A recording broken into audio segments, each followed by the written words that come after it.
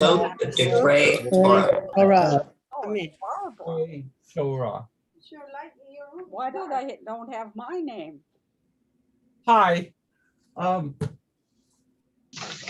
This is an anniversary. I'm not sure whether we should have an anniversary. Of Helen. Thank you. This is the second anniversary of our COVID-caused distance learning today. Now, yeah, I don't think I'm going to serve cake, but 2 years. Really? 2 years. Okay. Oh my God. And we're grateful for you doing this. Oh, I'm sorry I didn't hear that. No. Do I need to write a sign? Two major events have occurred this week. You need to be aware. One is that the Union of Reform Judaism presented its report on sexual misbehavior within the union structure, mostly at this point, not exclusively, mostly within the youth programs of NIFTY and the camp programs. And several of the best known and most celebrated leaders of our youth movements were mentioned for disgrace.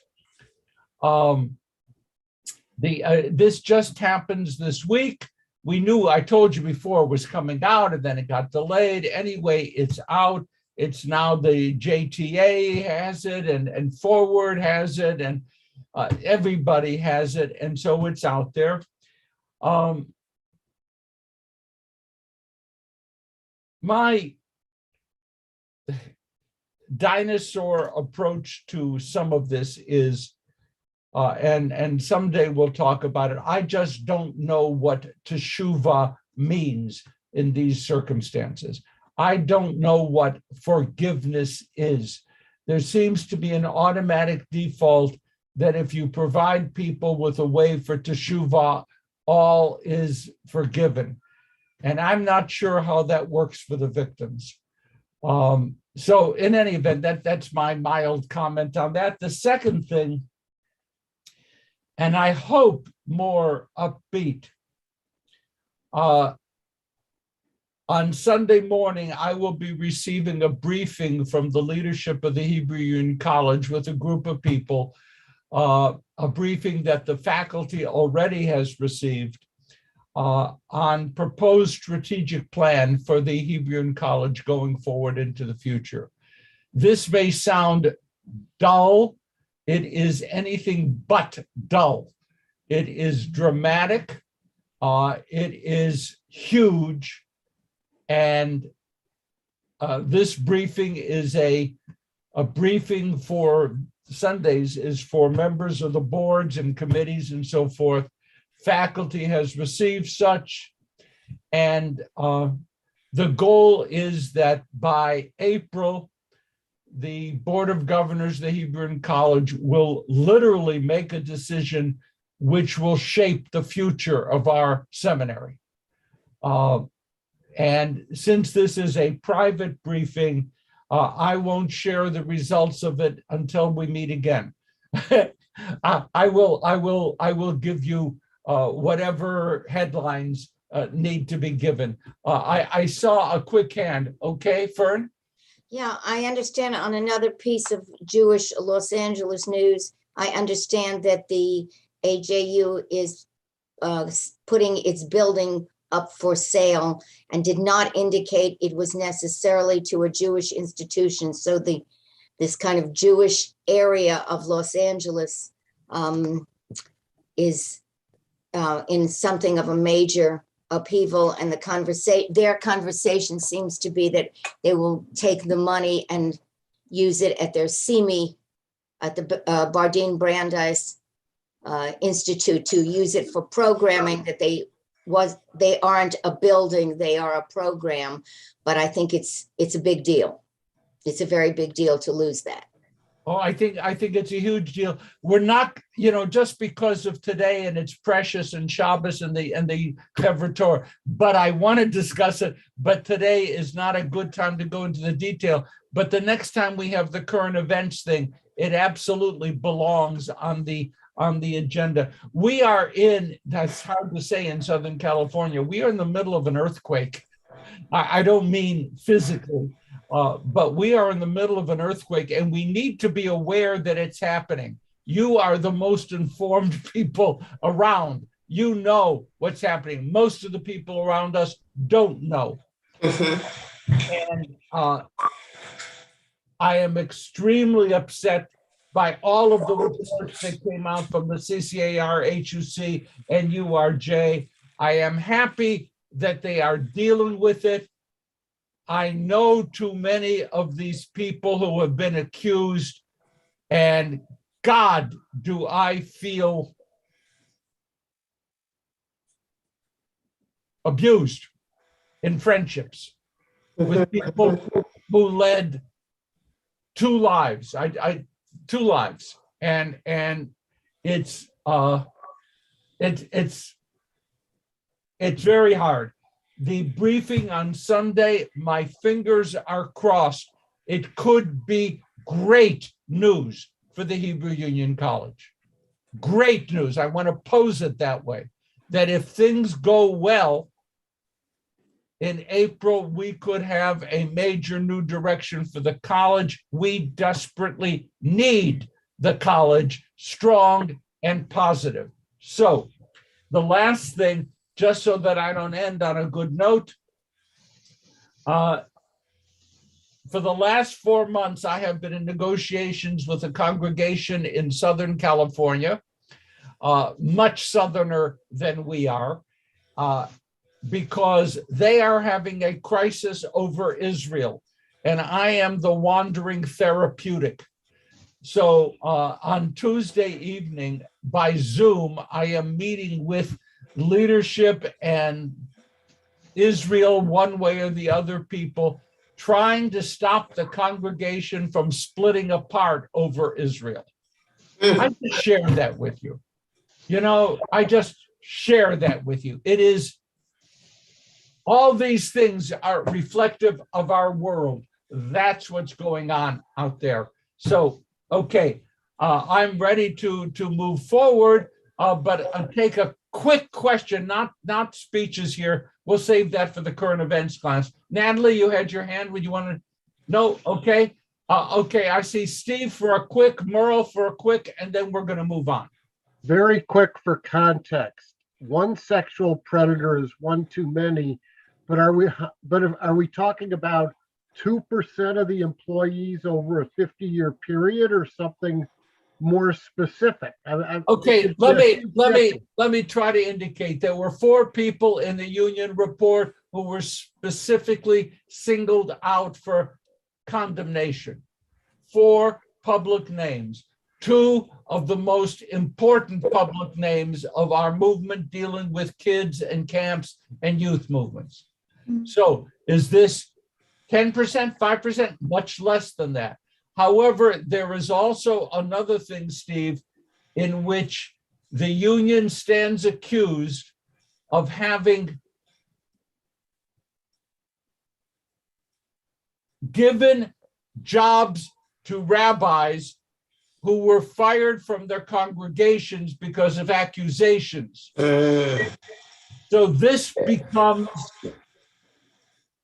is a broad sweep. Again, as I said to you when we talked about the CCAR and HUC, I feel terrible, and my generation bears a serious responsibility because I knew about all the job hirings and the covering of these activities. Not only did I know it, most of the rabbis who are active in the movement of my generation knew it. Okay, Merle. Just really quickly, if you read this report, or if you receive this report via some connection through the Jewish community, read it really carefully and understand what Rabbi just said about the statistics. I already received a phone call from a cousin who was involved in URJ or the camps probably 50, 60 years ago. And she didn't understand a lot of what it said. So I think that we as members of congregations and of people who are involved somewhere, that we need to be really careful how we read it and interpret it so that if people ask us questions, it doesn't look like we don't know what we're talking about. Fine, and I'm going to throw in something else. Since I am only in an adjunct status at Wilshire Boulevard Temple, the worst that could happen in my 82nd year is for me to get fired again. I mean, it really wouldn't matter. I am going to say this. Every major congregation needs an explicit policy on sexual harassment, a written, explicit policy, detailed and updated. I don't know if Wilshire has it. I haven't ever explored the question. I am just throwing this ball out into the air saying every congregation must have an explicit policy. How do you report? The whole range, you know what the details are. Bravo. And Yes. enough on that. With a I definition. certainly agree with Merle that we need to say only what's true and clear and not what is exaggerated and uncertain. And I trust you. We are committed members of the Jewish community. I trust you. But nevertheless, understand that this information is now everywhere. It is everywhere. And of course, I love people. People will take this information and misconstrue it because that's what people do. We won't do that. I will keep you informed about the good news following Sunday's call. I really look forward to that. I think we could be on a great path for the college. And I know that the CCAR is dramatically, intentionally involved in dealing with the problems. Okay, now, enough news of the world. Oh, and why did I wake up this morning early and run to my computer? God bless America. I wanted to know if we were at war yet. So, time to wake up in the morning, better hit the old button to refresh and see how we're doing. It's a lovely, sunny, beautiful day in Santa Monica. Now, I'd like to start with checking in. I have, like a personal little thing to mention. My middle child daughter is now in Dubai as part of the first formal delegation of the Board of Governors of the Jewish Agency to deal with the United Arab Emirates and so forth from a volunteer basis. Oh, that's beautiful. Fantastic. I think it's stupid. I don't know why the hell she's in Dubai and whatever, but to know that we had in our current events the discussion about the Abraham Accords, right? This is Abraham Accords. Mhm. One-to-one Abraham Accords. What else is going on in your lives? I hope happy news. May I say something, Rabbi? Please. I was on Zoom with the Atlantic Council and with Jen Stoltenberg from the head of NATO, and sent my music. I said, I'll do a concert in the summit, a peace summit. Let's do a peace summit. So I wrote a ballet in 20 minutes, a Russian ballet. So pray. I can just ask you one favor. Do not ask me to dance in your that would be the end of creative art. Okay. Oh, I love you. Anyone else? Something going on? Everything, the good, the bad? Give it a deep moment. All is good here. Okay. My family is in Denver, and my one granddaughter just won another dance award, and we'll know about the other one tomorrow. Oh, That mazel happens tov. every week now, Merle. I mean, they're always winning these awards. It's Aw. frightening. Okay, They don't know how to stop. Effie? My grandson is coming to visit from college in Canada this Monday. That's Oh, very lovely. How That's old is your great. grandson? How old is your grandson? I'm about 18, 19. I think that's fabulous. That's fabulous. Is he coming in one of those Ottawa trucks to block our? Yeah, right. Okay. Fine. I mean, I know how you feel, Effie. That's a big deal. That's a big deal. Great. Anyone else? I miss my grandkids. Okay. Now to do a calendar.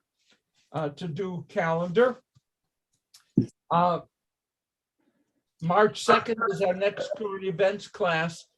Jim is not here, Cindy not here, but I don't think anything is on Jim's immediate calendar for a movie. Jim is here. Pardon? Jim Ruxin is here. Oh, there you are. You're in Hi. the corner. You're in my peripheral vision. Shame on you. I can't. No, I was offline for a second there.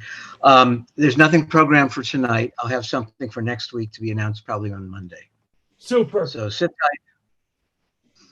tight. Jim is maybe the primary example of how one person obsessed with a great idea can make it happen in an indifferent world. Did I say that right? Oh, It is really true. And it shows that if we want good things to happen, all we have to do is be, now I'm going to teach you the phrase, Meshuga ledavar. Sugar, whatever. Meshuga ledavar. And I think it translates crazy, but I don't mean crazy. I think it means obsessed. You made it happen, Jim. And every time. Passionate is a better word. Okay, Pat, but that's not Meshuga passionate, but okay. I see. Okay, so that's great stuff. Any other calendar events before we move into text? Today, so that Effie will know, we're doing Exodus chapter 31, beginning with verse 12. We're in Plout 587, the new Plout, 500 in the WRJ. I would love to be able to have a conversation about a Beatles Shabbat service in Hawaii, but I don't have time to go into that tonight, Carrie. Maybe we'll hum along. All you need is love. We'll do something. But thank you for sending the note. I'm sure it was wonderful. Shabbos, and so I'm opening at 587, and I know that we're in the Sedra dealing with the golden calf, and I'd like to assure you that we have major things to say about that. But first, I love it when we are hit. Look at verse 12 to verse 17. And when we hit passages in the Torah, which go directly into the prayer book, and so that we can identify where things come from. And here it comes from. See if this sounds familiar from verse 16. V'shamru v'nei Yisrael et ha-Shabbat lasot et ha-Shabbat l'doratam barito v'shamru v'nei. Right? The v'shamru, which we sing every Shabbos, comes from here. Okay? So that's the first takeaway. And it's kind of fun. It's lovely to understand that so much of our prayer book is adapted, absorbed, shifted, changed because of the exact text of the Torah. And we'll look at it. We'll just take a quick look. The Eternal One said to Moses, speak to the Israelites, say, nevertheless, you must keep my Sabbath. What does nevertheless mean here? What does nevertheless mean here? Ach in Hebrew, nevertheless. Because the text had just been talking about building the Mishkan, building the tabernacle. And Moses, God, the text, the authors, the scribes, whoever is writing this, makes it clear that the Mishkan is a huge deal. We've got to build the tabernacle in which God will manifest the divine self, speak to Moses and through Moses to the people, reveal the details of revelation at Sinai. We've got to get the Mishkan working.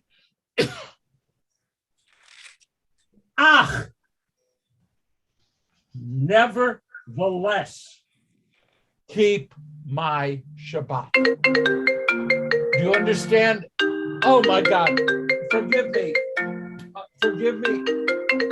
I'm going to get off quickly, but it's Dubai. Hello? Hi, okay. So, you want to laugh really hard? No, I'm teaching a class right now and everyone is listening to you, Shoshana from Dubai. Let me give you your mother, okay? Aw, I love you. Hold on. aw. I hope you're happy and well. Reese? Shoshana, Dubai, take the phone now. Somebody tell me what page you're on. I woke up. Yeah, what chapter of Exodus again? 587, chapter 12. He's looking at 31:13. 31:12. 31:13, thank you.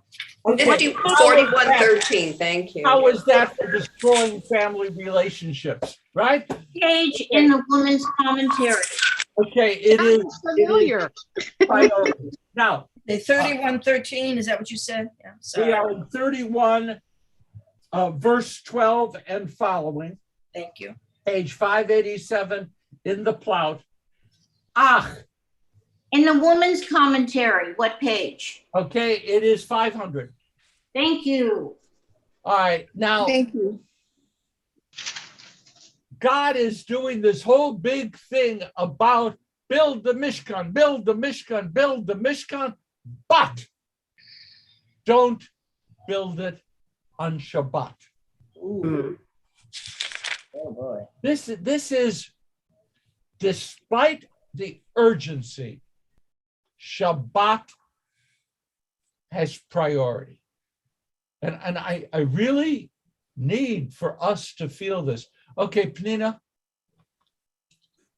Okay, I think it's a way to unify the nation, the people, to make them into a certain kind, a different people, into one nation that would be observing the same rules, the same ideas, the same, or hopefully feeling, because we know that the Shabbat also unifies families. They get together to celebrate it. You go together, the temple, everybody sits together. I think it's a one way of singling these travelers in the desert into a nation, because they came from different places. They left Egypt, they weren't all Hebrews. So in order to give them Okay, great. Okay, one thank you. culture.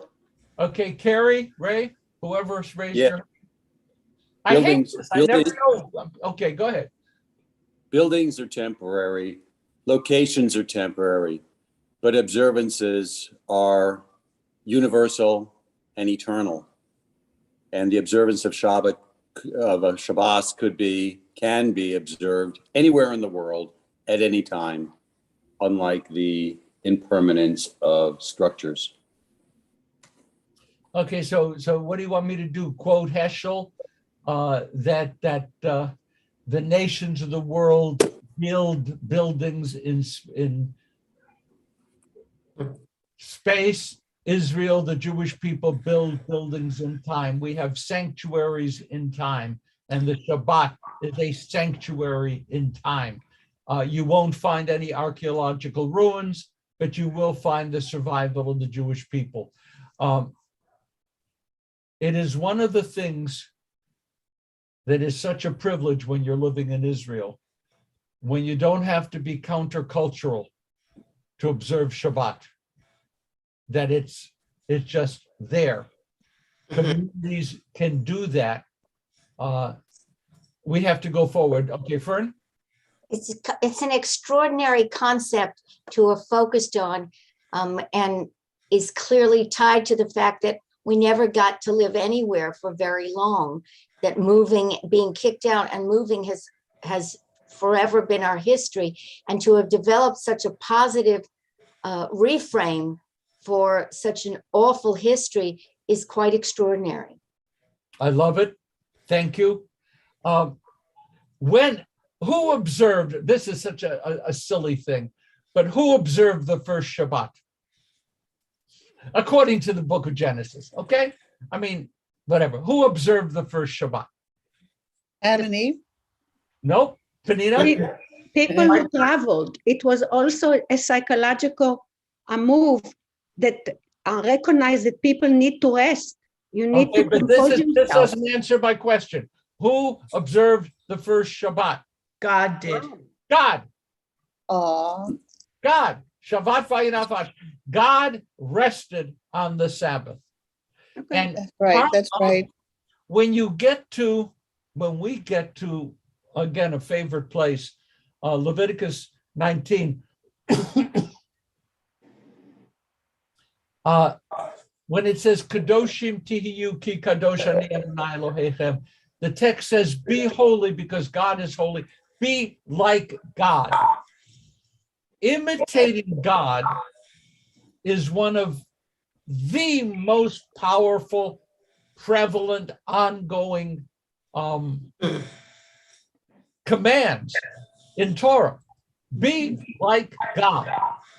Excuse me, I got excited. I dried up. I'll be fine by next week. Now, God rests on Shabbat. God rested on Shabbat. We can rest on Shabbat as well. I'd like to say hello to Bruce Miller, saw him there. And, you know, just to make certain that people who are relatively new to the community keep getting recognized, and I love it. And I see Karen is here. I haven't talked to her in a long time. So that's good stuff, and it's good. Okay, now, in case you're feeling comfortable in a world that is being ripped apart by climate change, threats of war, hunger, famine, poverty, political unrest, if all that is not troubling you, I'd like to share with you an Ibn Ezra, which is kind of lovely. Ibn Ezra, one of the great commentators, said not only was the world created in 6 days, and on Shabbat we rest, but creation is on a 7-number cycle. Creation will exist for 6,000 years. There's the 6. And on the 7,000 year massive upheaval, choose your apocalypse or whatever it is you want. And then as I read that in getting ready for today, the 7th day, all of God, the 7,000, all of God's creation rests. Everything stops. Then I said, oh, wait, what is this year in the Hebrew calendar? Good news, 5,782. So in my calculation, we have only 218 years left before it all collapses. So eat, drink, and be merry because we've got 218 years left. And I find that so refreshing. Ramban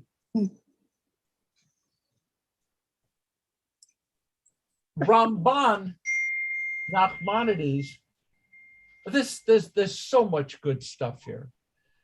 Nachmanides says, wait a second.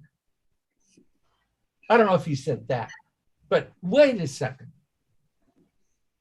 What do we do if a baby born or when a baby boy is born on a Shabbat, that the Brit Milah should be on Shabbat. Yes. Okay, I'm glad somebody agrees with me here today. Yeah. Oh, Effie, yeah, sure. Okay, now, that's unusual. Now, what do we do if we encounter a person who had suffered an accident, is under threat of death, and it's Shabbat, and we have to dig that person out of a ruin or something?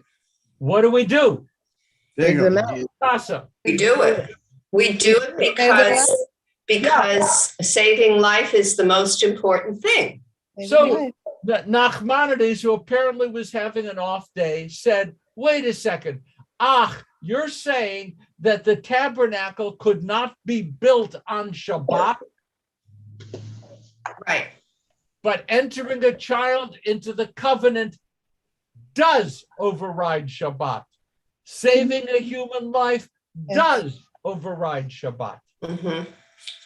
Okay, now I'd like to ask my collaborators here to write the sermon. Tell me about where Jewish values lie. Family. Write the sermon. Okay, Donna says family. That's good. Merle, If we don't save that person in the wreck or build a covenant with that child, where will our community be later on? understand how important that statement is.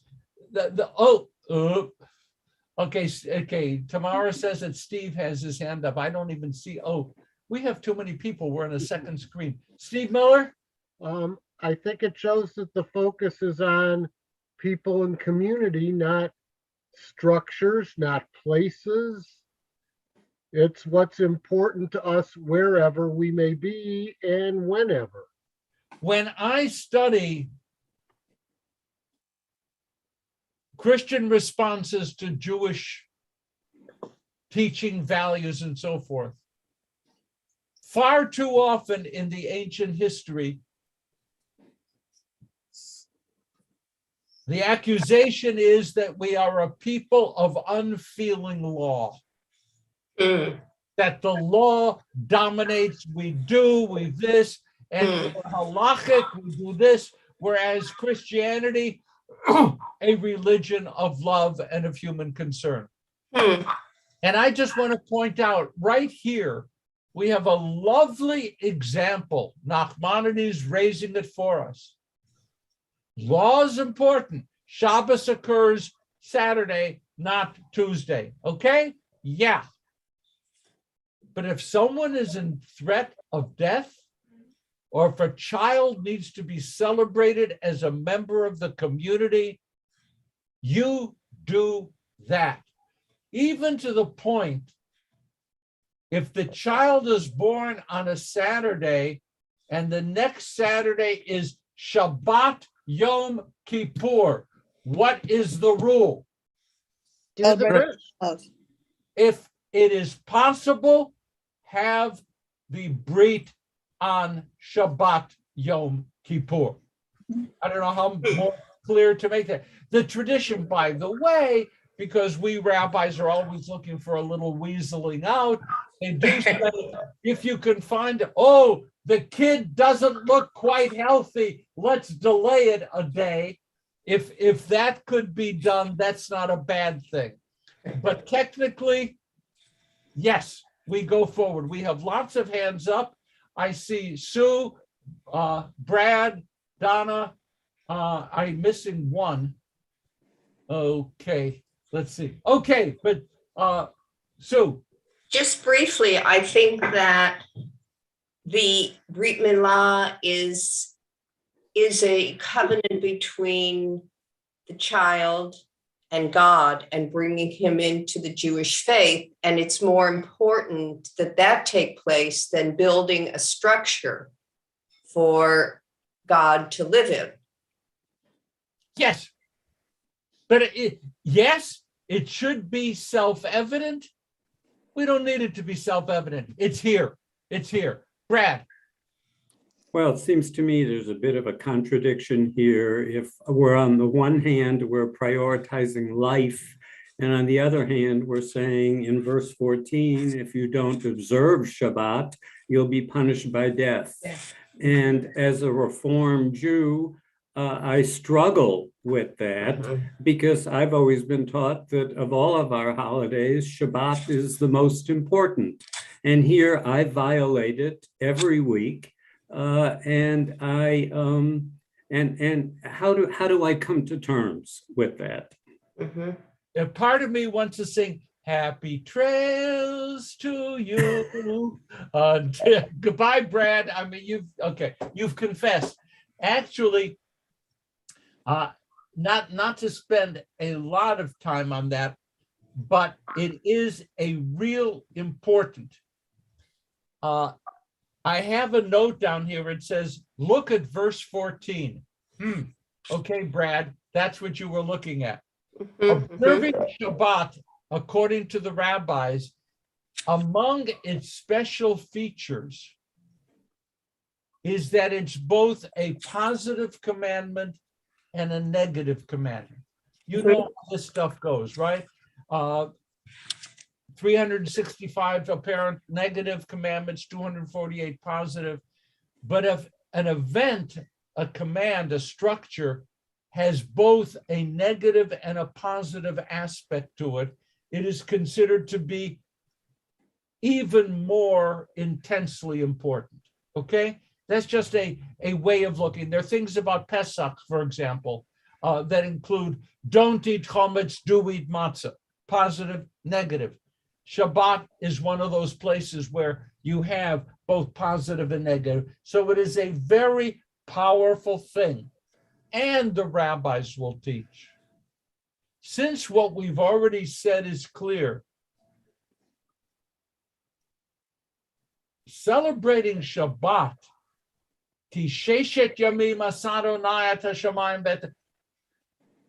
we celebrate Shabbat because God created the universe in 6 days. The seventh day, God rested, setting aside all scientific and intellectual rational objections to that. This is the rationale, okay? To deny Shabbat, according to the rabbis, is to deny the divine origin of creation. I'm just answering on one side of the question now.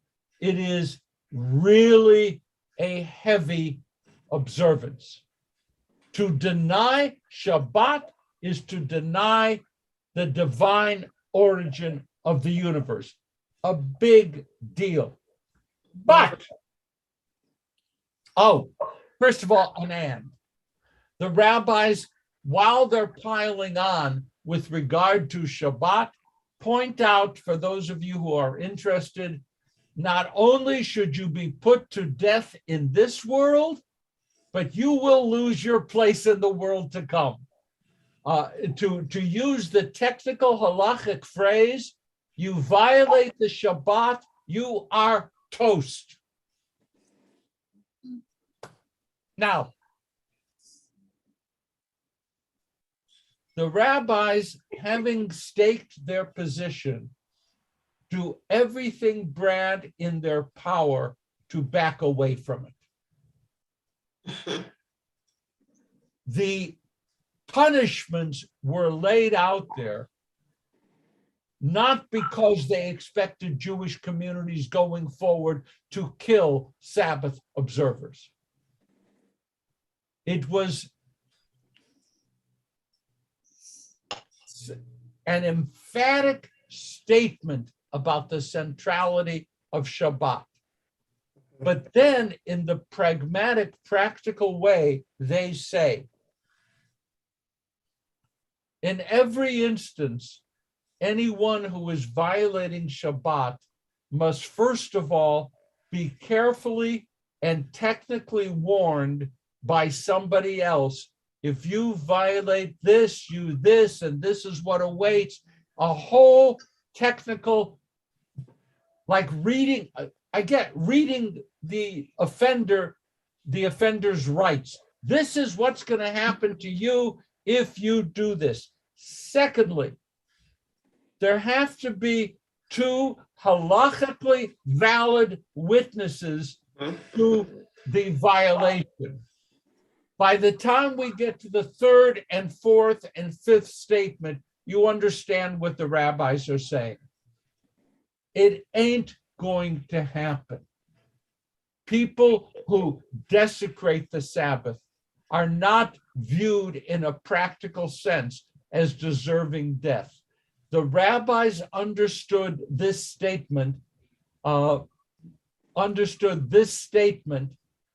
to be a way of intensely driving home the centrality of Shabbat. There is an instance in the Torah when somebody who does gathering of wood on Shabbat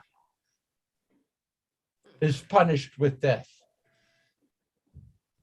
But it never survived in Jewish practice, ever. Ever. I think even for the most strict reader of the text, the death penalty here is understood as a means of emphasis. Brad, come back to me, push. Come on.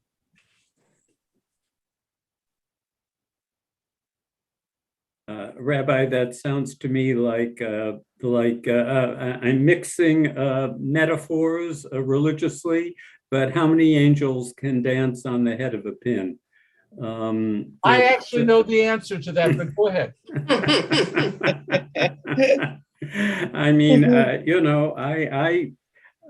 I go back to the text, and the text is pretty clear. I mean, maybe some of the lawyers could chime in on that, but when the simple reading of a text, it would seem to me that should control. And the simple reading of this text is really clear.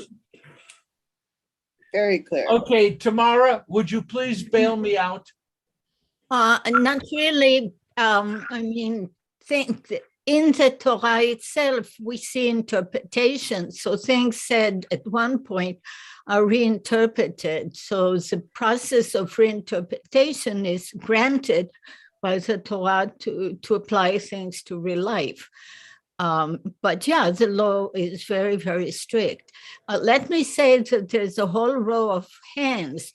Donna, Mara, or Herb, and Steve, and Merle, and Effie are in line. Okay, and some have been waiting a while. Okay, Effie, go ahead. No, Effie's the last one. Okay, Mara and Harv. Okay, Mara, Harv. So I want to go back and try and trace a trail. In the beginning, the Torah says that God, on the seventh day, God finished his work, created Shabbat, and then rested.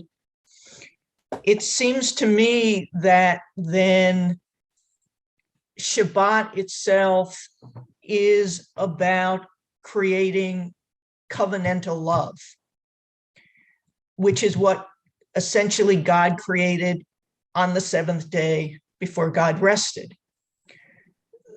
So if I take that and I go to what we're discussing right now, it seems to me that if one observes Shabbat, then one is part of that covenant with God, which brings us God's love and enables us to love what God created. And so finally, if one doesn't observe Shabbat, and we are told that you thus die, I think metaphorically, you do die because you don't benefit from the love of God and you don't benefit from understanding that you need to love others, therefore you can violate Shabbat by saving another life. I agree with that. That's beautiful. Yes, thank you. Thank you, Mara. Okay, quick responses, Steve? I'm troubled a little bit by why we're told what is rest and what is work. For example, studying is permitted on Shabbat. I'm sure we all know people who would find it much more restful to go out and do car repairs than to study. And yet, throughout, we're told you can do this, but not that. And I find that troublesome. Okay, by the way, one of the interesting things is that the tradition prefers that one studies something one already has studied.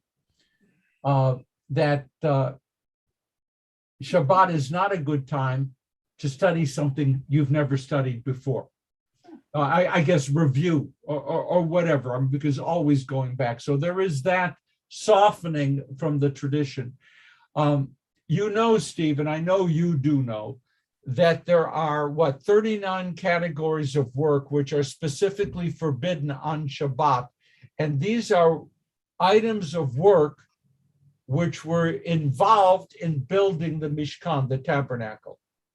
When the rabbis looked at the same question you have, don't work, what's that? What's work? And the answer is, well, sewing was involved. Sewing material in building the Mishkan, that's forbidden. Putting things together, part of the step by step, they defined 39 categories of work. And then those 39 categories, I think they actually call them avot, if I remember correctly. They're called avot, they're called major categories of work. They then are expanded to include all kinds of other stuff. And it's not going to be a question of what brings you comfort. It's abiding by a system. And I had a particular issue with that. Oh God, we're going to run out of time, and we're going to have to make this week last 2 weeks. I would come home from shul Saturday, after the Kaddish and whatever, maybe it's 1:30, I come home. One of the things that used to give me, because I can't do it here, great pleasure, is to go out in my garden. I used to love to go out in my garden. And I would do a little bit of weeding, a little bit of planting and whatever, and I'm sitting on the ground, dirty, in the mess, getting ready, because later that evening is a bar mitzvah party I have to attend. But I'm resting. That's a violation of the Shabbat laws. And so I totally understand what you're saying. But the tradition clearly indicates that what I was doing was in violation. And my own grasp of liberal Judaism fits along with something that you pointed out. If within the system there are things that bring me comfort and bring beauty to the world and relaxing and important for my soul, I accept that as permitted on Shabbat. Yay. And I don't really care that every once in a while a neighbor would come by and point out to me that it was the Sabbath. That did happen. And I was grateful. Thank you. Didn't know that. Okay, cool. But yes, Steve, from the strictness of what the Torah says to the way in which Tamara correctly, importantly pointed out that already in the Torah itself, which was written over hundreds of years, commentary, expansion, amelioration is built in already in the Torah. I am living with this, and with Brad's comment, totally correct. I can live with the fact that I feel empowered, and I have to be clear, and this makes me the person I am. I am empowered because I study. It's not because it makes me feel good. It's because I have thought about the question. I understand a bit about Jewish tradition, and I can stand with what I do. Other people who simply say, I don't wanna, I don't regard as operating in the same world. And that's just because that's who I am. That's why I believe that study is so critically important to live a liberal Jewish life. I think that study is in some ways more important for the liberal Jew than for the ultra-Orthodox Jew, who has a menu, a behavior structure, go do. We're supposed to make our way lovingly through it. And folks, and I'm talking to the choir right now, I'm preaching to the choir because you're here. You can't do it if you don't know what you're talking about. Forgive me, that was an unsolicited sermon like that. Tomorrow, where do I go? Now, we have lots of hands. Can I speak, Okay. Rabbi? Okay, Donna, quickly. Okay, about Shabbat and doing something where you're saving lives.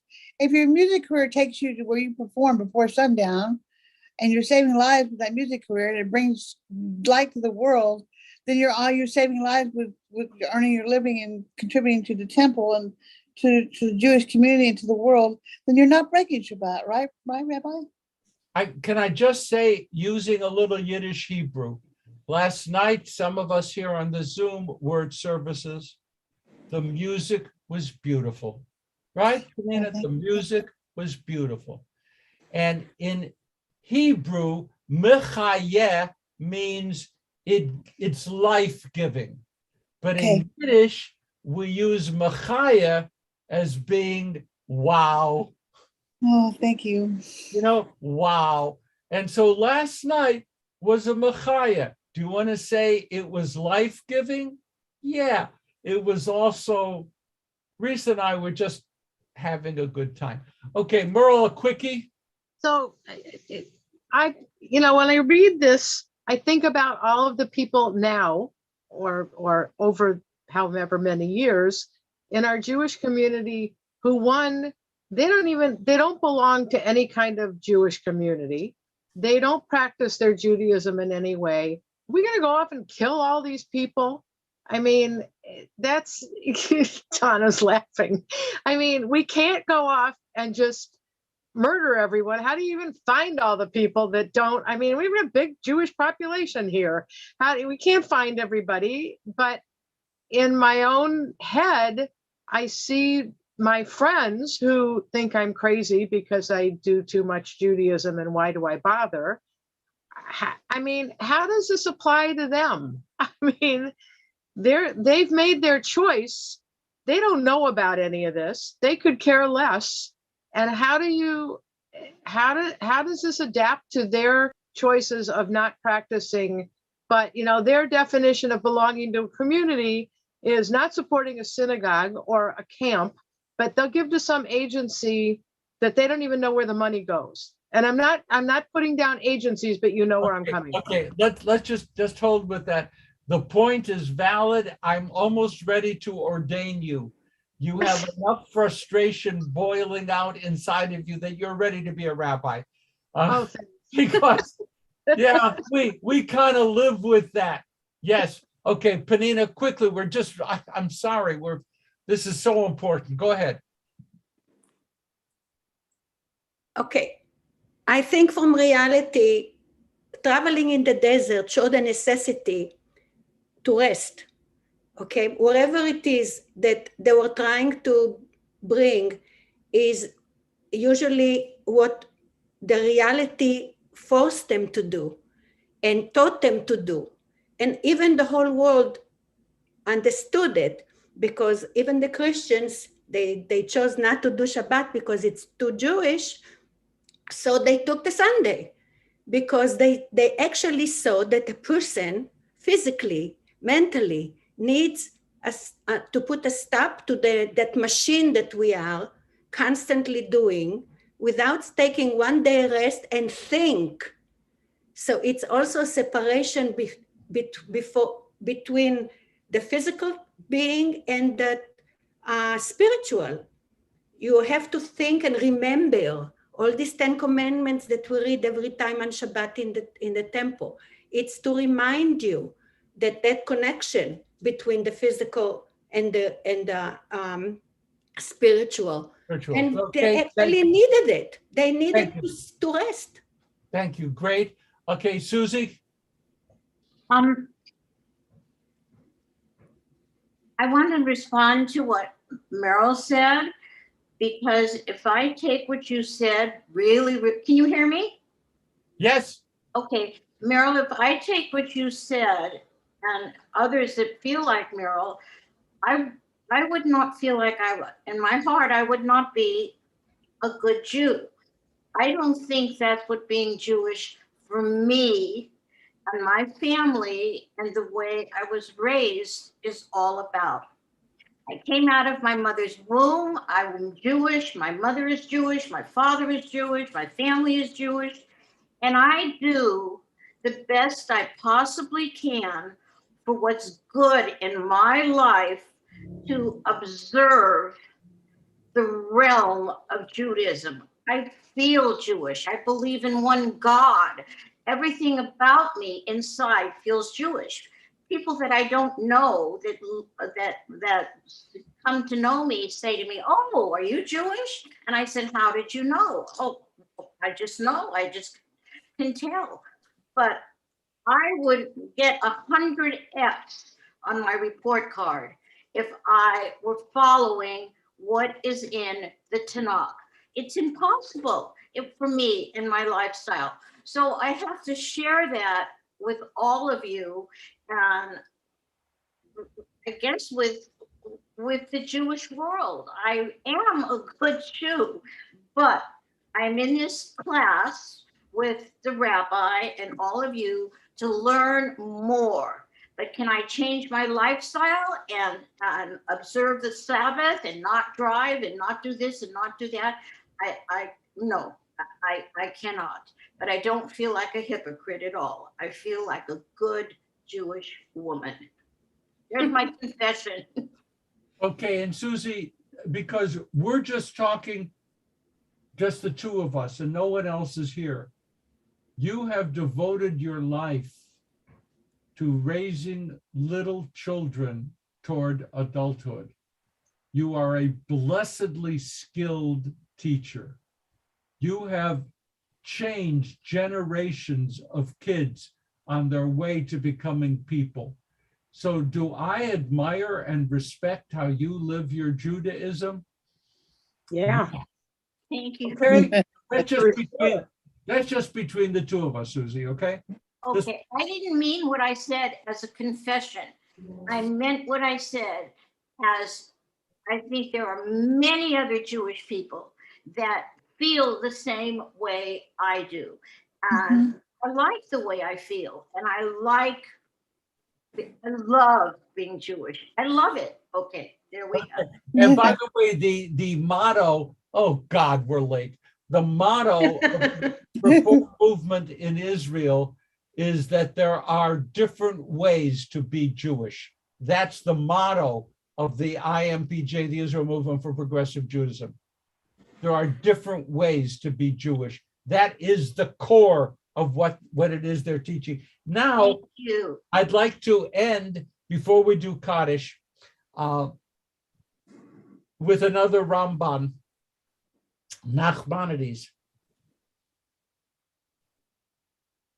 Nachmanides said, there are many mysteries involved in the Sabbath laws regarding being killed for violation. So Brad, you weren't the first. There are many mysteries, he said. And he then went on, the answers to those mysteries are only available to the students of Kabbalah, of Jewish mysticism, which was his thing. He said, Shabbat is the foundation of existence. God would never abide in a tabernacle which was built on a Shabbat. And then he says, he ends, Hamevin Yavin. The really understanding, those who have plumbed the depth of Jewish mysticism will understand what is meant here. And if I could back away from the literal Nachmanides, I would say he recognized, as you do,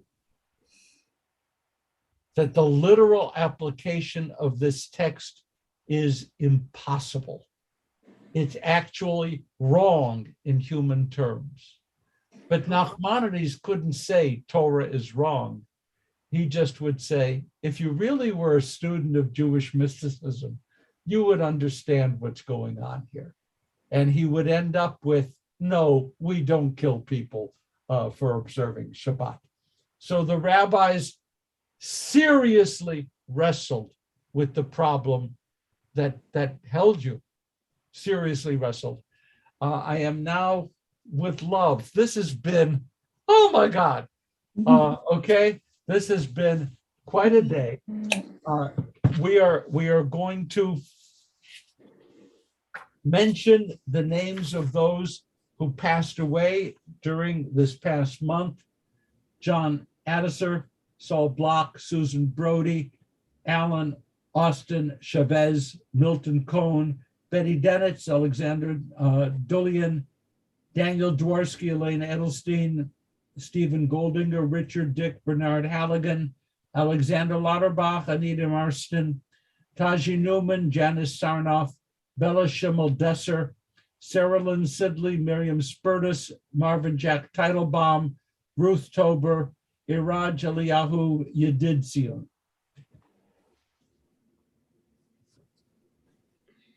Yortzites that have occurred, excuse me, I just stopped at the name Yedidzion and I realized that in fact, it's a name made up of two names, Yedid Sion, beloved of Zion, an old Jewish name. Yortzites, Ann Abrams, Norman Abrams, Rachel Almo, Lucy Armo, Lionel Bell, Jean Burlfine, Fanny Black, Dorothy Brody, Jenny Chortek, Michael Caulfield, Benjamin Cohn, Betty Ann Dancer, Bernard Davis, Barry Dean, Max Dahl, Michael Ellis Jr., Lawrence Feinstein, Edward Fenton, Floyd Sidney Fearman, Haskell Fleicher, Herbert Frankel, Marvin Frankel, Sam Gilbert, Donald Glabman, Gene Glass, Ginger Glazer, Samuel Goldman, Martin Greenberg, Robert Gordans, David Grover, Sam Hallam, Alan Hervey, Milton Heskell, Arnold Holstein, Sarah Dell Holtmark, Lola Lee Jameson, Max Kamens, Linda Siegel Kane, Rose Kylan, Leon Kent, Peter Kopelson, Sylvia Salita Krausen, Norman Landsberg, Shirley Landsman, Eva Lane, Adrian Lee, James Levitch, Ronald Levine, Edmund Levine, Sarah Levine, Dottie Levinson, Marco Levy, Sarah Mankoff, Paula Marenberg, Ilona Marston, Augusta Marks, Joseph Mason, Edith Miller, Irving Miller, George Mincer, Hazel Ormiston, Daniela Ortiz Fivesh, Andrea Lynn Pennington, Leslie Perlov, Louis Peters, Dorothy Balsiger Phelps, Edward Phillips Sr., Charles Pincus, Gail Preiser, Abe Polger, Esther Redinger, William Rogers, Sally Ralston, Sonia Rosenblum, Aaron Roth, John Rubin, Erwin Sachs, Ruth Solomons, Ida Saltzman, Sue Schneider, Leonard Sobolski, Samuel Schaffer, Ann Schumann, Sanford Sigaloff, Francis Silverman, Joseph Silverstein, Samuel Sims, Saul Slan, Michael Smukler, Henry Sussman, Robert Van Petten Pauley, Myron Varan, Milton Wagmeister, Gerald Waller, Alan Cusack Weinberger, Etta Weissman, Bernard Jaeger, Sam Yeskel, Dorothy Zucker. If there are other names to be remembered at this time and have not been mentioned, please speak their names aloud or in your hearts. I apologize for mispronunciations. And again, if you would speak the correct pronunciation, that would be a blessing. We mention as well all those who died in defense of the United States and of the state of Israel, all those who have died through acts of brutal, senseless, meaningless terrorism, all those for whom there is no one to say Kaddish. We hold them all in our hearts. As we say, Yitkadal, Yitkadash, Rabba, Bialma, Divra, Hirute, Biamlich, Malchute, B'chayechon of Yomechon, B'chayedecho Beit Yisrael, Allah uvizman kari, V'imru Amen. Yehi Shmei Rabba Mubarach, Le'alam Le'olmei Almaya, Yitbarach, V'yishtabach, V'yipa'ar, V'yitramam, V'yitnaseh, V'yitadar, V'yitalev, V'yitalal, Shemei Kudisha Barichu, Le'ela min kol birchata v'shivata, Tushata v'nechamata, V'amiran bi'alma v'imru amen. Yehi shlam rabba min shemayim v'chayim, Aleinu v'yal kodesh v'imru amen.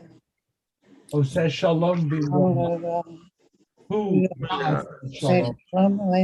Aleinu v'yal kodesh amen. Amen. Makes peace in the high places. Make peace in our hearts. Make peace in our homes. Make peace in the household of Israel. Make peace among all the families and nations of earth. And let us say amen. Amen. And in this time of deep concern, we pray for the strength and wisdom of those who hold the fate of our world in their hands, and that paths toward a meaningful, secure peace can be achieved, and that reason will overcome passion. Yes. And that humane concern for human lives will ever be central to our existences. And we say, amen. Amen. Shabbat shalom, everyone. Thank you. We love you. Thank you. Shalom. Have a wonderful weekend. I have so Thank much you. Shabbat shalom to everybody. Tune in next year. I've got some really great stuff next year. Stanley, go rest. Shabbat great shalom, weekend. everybody. You earned Bye, it. Penina. Shabbat Bye, shalom. Fern. Shabbat shalom. Bye, shalom. Shabbat shalom. Bye, everybody. Be safe and healthy, everybody. We love Love you. you. Bless you. Thank you.